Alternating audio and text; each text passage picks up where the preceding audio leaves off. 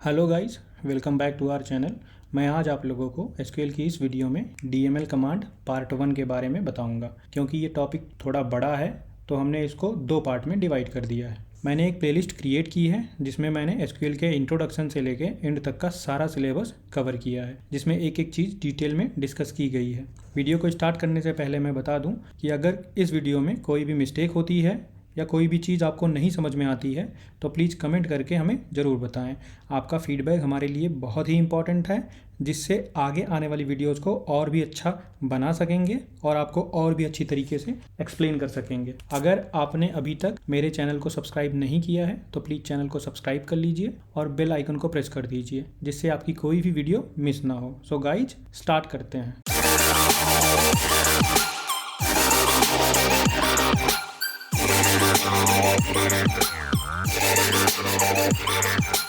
DML यानी data manipulation language, इसका आज हम पहला पार्ट देखेंगे। टॉपिक थोड़ा बड़ा है तो सेकंड पार्ट हम नेक्स्ट वीडियो में कवर करेंगे। DML जो है वो 4 कमांड्स कंटेन करता है। मतलब DML के अंदर हम 4 कमांड्स पढ़ते हैं। एक है इंसर्ट, दूसरा अपडेट, तीसरा delete and fourth one is merge. अब इंसर्ट क्या करता है? Insert to insert the data in existing table. मतलब जो हमारे पास टेबल स्ट्रक्चर पहले से बना हुआ है, जिसको हमने DDL की हेल्प से बनाया है, उस स्ट्रक्चर में हम डेटा को इंसर्ट करते हैं इंसर्ट की मदद से। फिर आता है अपडेट। अपडेट का मतलब to update the data in the existing table. इसका मतलब हो गया कि जो हमारी एग्जिस्टिंग टेबल है, जिसमें हमने पहले से ही डेटा डाल रखा है या डेटा इंसर्ट कर रखा है, उस डेटा को हम अपडेट कर देते हैं। जैसे नाम चेंज करना हुआ, लास्ट नेम चेंज करना हुआ या एज चेंज करनी हुई, तो उस रिस्पेक्ट में हम अपडेट कमांड से चेंज करते हैं। देन आता है delete. To delete the specific record और by default delete all the record from the existing table. इसका मतलब ये हुआ कि डिलीट को हम दो तरीके से यूज कर सकते हैं। एक में हम सिंगल रो जो है वो डिलीट करेंगे, सिंगल डेटा, और एक में हम पूरी टेबल ही डिलीट कर सकते हैं एक साथ। तो वही दिया है यहाँ पे कि स्पेसिफिक रिकॉर्ड को भी हम डिलीट कर सकते हैं और ऑल द रिकॉर्ड्स को भी डिलीट कर सकते हैं एक साथ। फिर आता है मर्ज। टू इंसर्ट और update the data in a target table depending on whether a matching record already exist. Basically merge का ये मतलब हुआ कि हम दो टेबल, जैसे मान लीजिए हमारे पास एक टेबल है A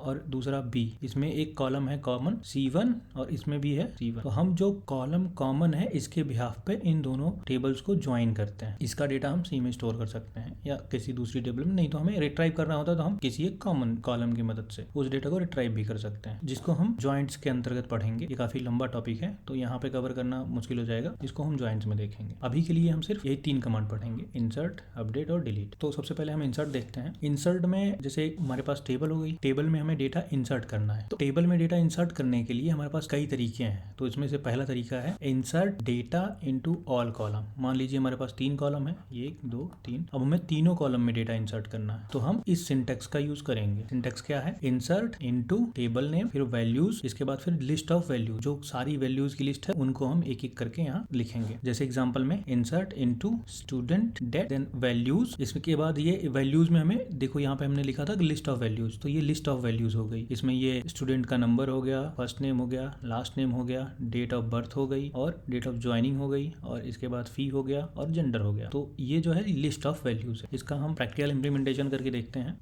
देखिए यहाँ पे हमने लिखा insert into student date, value के बाद 101 थॉमस साई, एंड इसके बाद 30 दिसंबर 81, 2 जैन 91 एंड 30,000 एंड मेल। तो ये हमारा डेटा हो गया और इसमें दिया है 1 रो क्रिएटेड, मतलब डेटा इंसर्ट हो गया। इसको हमें देखना है तो कैसे देखेंगे? इसके लिए लिखेंगे select star from student DET semicolon, inter मारते ही देखिए आ गया। स्टूडेंट नंबर में स्टूडेंट का ID है जैसे 1001, इसके बाद F नेम में थॉमस, लास्ट नेम में साई, DOB में देखिए 30 दिसंबर 81 और डेट ऑफ ज्वाइनिंग में देखिए 2 जैन 91, फी में देखिए 30,000 और जेंडर जो है वो मेल है। ये हो गया हमारा डेटा इंसर्ट। ये हो गया पहला मेथड। इसके बाद इसमें कुछ इंस्ट्रक्शंस हैं जो हमें देखने पड़ते हैं, ध्यान देने पड़ते हैं, उसको हम देख लेते हैं। पहले देखिए इसमें लिखा है कि in this case the value should be provided to all the column that exist inside the table. जैसा मैंने बताया कि इसमें जो है वैल्यूज वो सारे कॉलम्स की वैल्यू दी जाएगी। मतलब हमें स्टूडेंट नंबर भी देना पड़ेगा, F नेम भी देना पड़ेगा, L नेम भी देना पड़ेगा, DOB भी देनी पड़ेगी, DOG भी देनी पड़ेगी, फी भी और जेंडर भी। हम कोई भी वैल्यू छोड़ नहीं सकते। अगर छोड़ेंगे तो एरर आएगा, फिर हम यहाँ पे रो नहीं क्रिएट कर पाएंगे, डेटा इंसर्ट नहीं कर पाएंगे। तो ये हमें ध्यान रखना है कि हमें सारी वैल्यूज उसके रिस्पेक्टिव कॉलम को ध्यान में रखते हुए देनी है। इसके बाद सेकंड पॉइंट आता है the order of value declared in the values cause should be follow the original order of the column in the table. इसका सीधा सा मतलब यही हुआ होगा कि जैसे मान लीजिए हमारे पास यहाँ पे पहले स्टूडेंट नंबर है, फिर एफ नेम है, लास्ट नेम है, डीओबी है, डीओजी है, फी है, जेंडर है। हम ऐसा नहीं कर सकते कि यहाँ पे वैल्यू देते टाइम हम पहले यहाँ साई पहले कर दें, थॉमस बाद में कर दें, और या फिर डेट ऑफ ज्वाइन जो है वो पहले स्टार्टिंग में रख दें और यहाँ पे जो स्टूडेंट नंबर है इसको हम उठा के यहाँ डेट ऑफ बर्थ के प्लेस पे रख दें। ऐसा नहीं कर सकते। ऐसा करेंगे तो वो डेटा टाइप का भी एरर देगा और वो डेटा इंसर्ट नहीं होगा। तो ये चीज भी हमें ध्यान देनी पड़ेगी। इसके बाद थर्ड आता है द कैरेक्टर एंड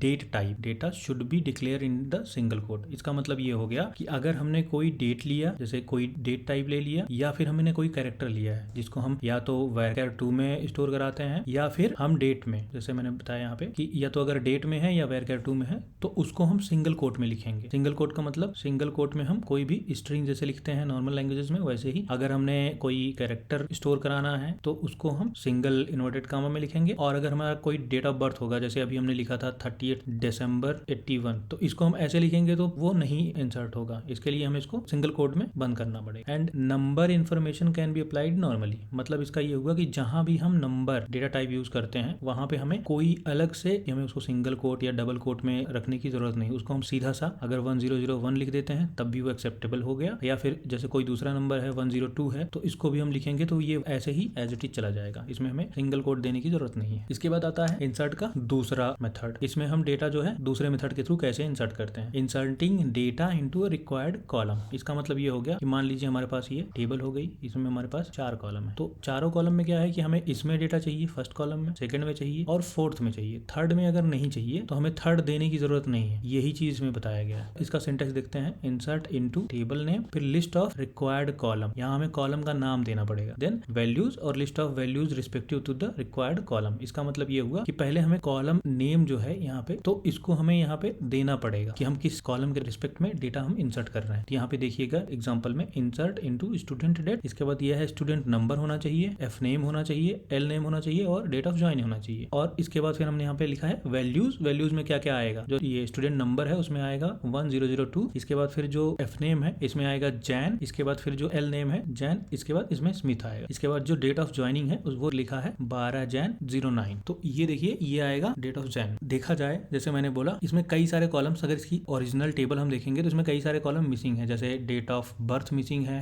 और जेंडर मिसिंग है। तो इन चीजों को हमने यहाँ पे नहीं मेंशन किया है। तो देखते हैं हम कैसे इसको इंप्लीमेंट करते हैं, प्रैक्टिकली हम करके देखते हैं। देखिए ये दिया है 1 रो क्रिएटेड, मतलब दूसरी रो भी क्रिएट हो गई। इसको देखने के लिए हम फिर से लिखते हैं select star from student DET। देखिए दूसरी कॉलम यहाँ इंसर्ट हो गई। ये देखिए इसमें हमारे पास डेट ऑफ बर्थ नहीं है, फी नहीं है और जेंडर नहीं है, क्योंकि हमने इसको वहाँ पे इंसर्ट नहीं किया था। हमने जो जो कॉलम्स यहाँ पे डाले थे उन्हीं की वैल्यूज हमने यहाँ पे डाली थी, तो उसी रिस्पेक्ट में यहाँ पे वैल्यूज आई है। इसके बाद हम देखते हैं इसके बारे में क्या इसका रूल रहा। इसमें दिया है in this case the order of column declared in insert need not to be same as the original table. इसका मतलब ये है कि जो ऑर्डर है, जैसे पहले मैंने बताया था कि पहले स्टूडेंट नंबर होगा, फिर एफ नेम होगा, फिर एल नेम होगा, इसमें उस ऑर्डर को फॉलो नहीं करना है, क्योंकि हम स्पेसिफिक दे रहे हैं। जो कॉलम हम देंगे उसी कॉलम की वैल्यू उसके रिस्पेक्टिव कॉलम में हम डालेंगे। तो ये हमें ध्यान देना है। अगर हमने कॉलम, जैसे मान लीजिए कि इसके बाद वाला कॉलम नहीं दिया है, फिर कॉलम 3 दे दिया, तो कॉलम 3 की वैल्यू डालनी है। कॉलम 2 चूंकि नहीं दिया है तो इसकी वैल्यू हमें नहीं डालनी। और इसके बाद देता है कि the data value in the value cost should match with the of inserting list. इसका यही मतलब हुआ कि जैसे मैंने अभी बताया कि अगर कॉलम ये है 1, तो इसकी जो वैल्यू होगी वो डेटा टाइप जो होगा वो कॉलम 1 के ही डेटा टाइप के रिस्पेक्टिव में वैल्यूज होंगी, और सेम डेटा जैसे सी का जो डेटा टाइप होगा उसके रिस्पेक्टिव में C3 के वैल्यूज होंगी। यहाँ जो C2 बच रहा है इसमें हमने डेटा डाला नहीं है, तो ये हम इसको ब्लैंक छोड़ देंगे, मतलब इसको हम लिखेंगे भी नहीं वहाँ पे। तो वही चीज यहाँ पे लिखा गया है। इसके बाद the column not supplied with data are filled with null values until not null constant is declare. इसका मतलब ये हुआ कि अगर जिसमें हमने डेटा नहीं डाला, जैसे ये C2 हमारा हो गया, इसमें हमने डेटा नहीं फिल किया था, तो यहाँ पे हमें बाय डिफॉल्ट नल आ जाएगा। और अगर हमने इस कॉलम को पहले से ही कांस्टेंट ऐड कर रखा है, जब क्रिएट करते टाइम या बाद में भी नॉट नल डिफाइन कर रखा है, तो ही यह जो है नॉट नल होगा या फिर इसमें कोई वैल्यू आएगी। अदरवाइज ये हमेशा, अगर हमने वैल्यू नहीं दी तो ये बाय डिफॉल्ट नल आएगी। हाँ, नल में 2 कंडीशन हो सकती है, या तो ये ऐसे नल आएगा लिख के, या तो ब्लैंक रहेगा। मतलब ये मैंने सिंगल कोट लगा दिया लेकिन ऐसे ही ब्लैंक रहेगा। तो वही ये थर्ड पॉइंट, जैसा जैसा कि हम एग्जांपल में देखते हैं कि अगर जैसे यहाँ पे हमने वैल्यू नहीं दी थी तो यहाँ तो या तो नल आता या तो ये ब्लैंक है, तो यही ब्लैंक ही थर्ड पॉइंट क्लियर कर रहा है, ये वाला पॉइंट। इसके बाद हम देखते हैं यहाँ पे inserting null value into a table. इसमें हम देखते हैं कि जो जैसे अभी बताया कि नल वैल्यू आती है तो उसके क्या रूल्स हैं उसको इंसर्ट करने के, या फिर उसको हम कैसे पहले इंसर्ट करते हैं या बाद में इंसर्ट करते हैं। तो उसका एग्जांपल हम देखेंगे। Null represent information that is not available. Null value is unknown value, undefined value, not equal to 0 और blank space, represent with null keyword, not allowed arithmetic relational operator on null. इसका मतलब यही हुआ कि जो नल है वो अननोन वैल्यू होती है, अनडिफाइंड वैल्यू होती है, और ये जो नल वैल्यू है वो 0 के समकक्ष नहीं होती, मतलब उसके इक्वल नहीं होती, ना तो ये ब्लैंक स्पेस के समकक्ष होती है। जहां पे नल है उसमें हम ना तो अरिथमेटिक ऑपरेशन परफॉर्म कर सकते हैं उस कॉलम के साथ, ना तो हम रिलेशनल ऑपरेशन परफॉर्म कर सकते हैं, और if perform it return null only. अगर हम परफॉर्म भी करते हैं तो ये हमेशा नल ही रिटर्न करेगा। और RDBMS जो है रिलेशनल डेटाबेस मैनेजमेंट सिस्टम जो है वो नल को सपोर्ट करता है, और करना ही चाहिए, क्योंकि तभी हम चीजें परफॉर्म कर पाएंगे अच्छे से, more conveniently, more accurate. Null value can be inserted into 2 way. एक होता है implicit, omit the column from the list, Oracle supplies null value, और एक होता है explicit, specify the null keyword. तो इसका ये मतलब हुआ कि जो हम इम्प्लीसिट दे रहे हैं यहाँ पे, ये इम्प्लीसिट का मतलब हुआ कि हमें जो है वो नल डिफाइन करने की जरूरत नहीं है, अलग से नल देने की जरूरत नहीं है। जैसे इसके पहले हमने देखा अभी कि जो हमारा टेबल है इसमें यहाँ पे कोई वैल्यू नहीं है, तो यहाँ पे जो वैल्यू नहीं है वो इसका मतलब ही हुआ कि यहाँ पे नल है। तो जो ये नल वैल्यू है यहाँ पे हमें डिफाइन नहीं करनी पड़ेगी, हमें एडिशनली नल डालना है, वो अपने आप ही आ गया। सेम चीज वो यहाँ पे बता रहा है कि यहाँ पे सप्लाइज नल वैल्यूज, अपने आप ही नल वैल्यू सप्लाई कर देता है ओरेकल, हमें अलग से डालने की जरूरत नहीं है। ये इम्प्लीसिट में होता है। अब एक्सप्लिसिट की बात करें तो यहाँ पे दिया है कि स्पेसिफाई द नल कीवर्ड। इसका ये मतलब है कि हमें यहाँ पे स्पेसिफाई करना पड़ता है। एग्जांपल में देखते हैं, इंसर्ट इनटू स्टूडेंट डेट। यहाँ पे पहला कॉलम क्या था, स्टूडेंट नंबर, दूसरा एफ नेम, तीसरा लास्ट नेम एल नेम, फिर DOB और DOG, देन फी, देन जेंडर। इसकी वैल्यूज हम इंसर्ट करते हैं तो इसका ये हो गया हमारा स्टूडेंट नंबर, ये हो गया एफ नेम, और हमें चूंकि लास्ट नंबर नहीं देना, लास्ट नेम नहीं देना है, तो हमने यहाँ पे एक्सप्लिसिटली डिफाइन कर दिया है नल। इसके बाद हमने दिया है डेट ऑफ बर्थ। फिर देखिए डेट ऑफ ज्वाइन जो है वो हमें नहीं पता या हमने नहीं डिफाइन किया, उसको भी हमने नल यहाँ पे डाल दिया है। इसके बाद आता है फी। देखिए यहाँ पे फी 30,000 है, और एम मेल जेंडर, तो ये भी आएगा। लेकिन चूंकि यहाँ पे देखिए 2 नल दिख रहे हैं, नल वैल्यूज, इसका मतलब हमने यहाँ पे एक्सप्लिसिटली डिफाइन किया है। तो अब जब हम इसको इंसर्ट करेंगे तो ये हमेशा ऐसे ही वहां पे आ जाएंगे। तो हम इसका एग्जांपल करके देखते हैं। यहाँ पे हमने दिया insert into student date, student number, F name, L name, DOB, DOG, fee, gender. Values में हमने दे दिया 1003 Rama and null, and then DOB हो गई 12 जनवरी 1981। इसके बाद यहाँ पे डेट ऑफ ज्वाइनिंग जो है वो नल है, फिर 30,000, फिर यहाँ पे मेल। अब इसको हम देखते हैं कि क्या हमारी टेबल में आया। अभी तक हमारी टेबल में ये देखिएगा थॉमस का और जैन का, ये 2 ही लोगों का है। अब तीसरा हम देखते हैं कि हमारा क्या इंसर्ट हुआ। Select star from student DT। देखिए इसमें जैसा कि हमने बताया था नल हमने डाला, तो यहाँ देखिए ये ब्लैंक हो गया, इसका मतलब यहाँ पे नल वैल्यू आ गई। तो अब ये वेरी करता है ID टू IDE, मतलब अभी हम जो IDE चला रहे हैं इसमें नल वैल्यू जो है वो यहाँ पे दिख नहीं रही, नल नहीं दिख रहा है। अगर हम कुछ और चलाएंगे, ओरेकल चलाएंगे या फिर SQL चलाएंगे, तो वहाँ हो सकता है नल लिखा हुआ दिखे। तो वो चीजें ID टू ID वेरी करती हैं। यहाँ पे देखिए 1003 और फर्स्ट नेम में रामा आ गया, और सेकंड नेम नल था चूंकि, तो यहाँ पे सेकंड नेम में कुछ नहीं आया। और इसके बाद डेट ऑफ बर्थ आई है, इसके बाद फिर नल था डेट ऑफ ज्वाइनिंग में, वो भी नल ही आया है।